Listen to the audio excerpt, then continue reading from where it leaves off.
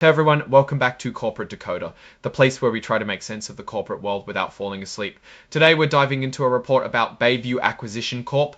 It's a special purpose acquisition company, or SPAC, which basically means it's a company created to buy another company. Think of it like a treasure hunt, but instead of gold, they're looking for another business to merge with, and time is running out, and they want to buy themselves a little more time. But you appreciate getting straight insights from corporate filings, make sure you're subscribed. We also have a Discord community linked in the description below. So what's this report about? It's a Form 8K, also known as a current report, and it's what companies file when something important happens that investors should know about. In this case, Bayview Accession Corp needed more time to find a company to acquire, so they asked their shareholders for permission to extend their deadline. It looks like they said yes. This report tells us that on June 17, 2025, Bayview Accession Corp held a special meeting for its shareholders to vote on two important things.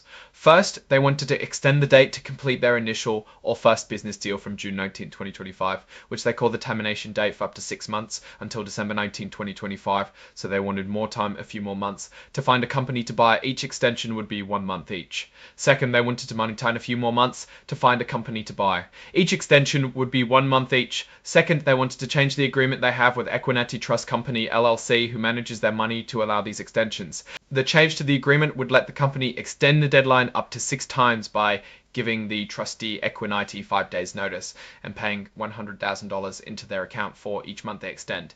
The new rule was that if they forgot to put in the money in time after a 30-day cure period, Equiniti could just shut down the account and give it back. Nearly everyone, about 95% of shares, showed up or submitted their votes via proxy as of May 9, 2025. So it was a well-attended, participated vote.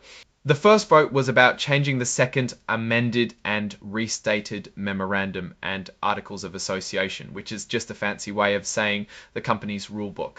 They wanted to change it to allow extending the date to make a deal up to 6 times, as we mentioned, by 1 month each. Basically, shareholders voted to allow them to try a little longer.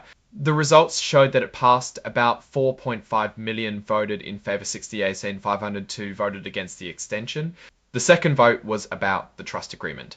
This vote concerned changing the terms to allow Bayview more time, up to 6 months from June 19, to find the ideal company to purchase until December 19, 2025 by doing a 5-day notice in advance and depositing $100,000 per month extension into the trust account.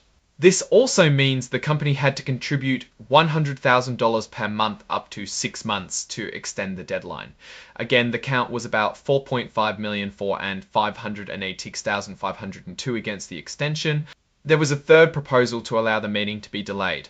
This would allow the company to ask for more votes, or if the board of directors thought it was a bad idea to get extension approvals, they could simply not. The third proposal was not voted on. Because of the vote for the extension amendment and trust agreement amendment to extend the time, some shareholders decided to redeem their shares for cash.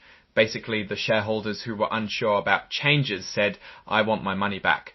This ended up being 1,000 for a total of about $21.8 million.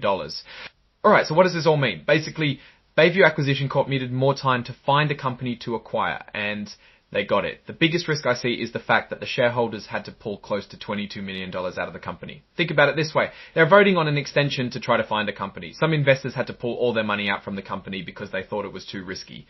They would rather get around 11 per share versus, and you're voting on an extension to try to find a company. Some investors had to pull all their money out from the company because they thought it was too risky. They would rather get around 11 per share versus risking it all.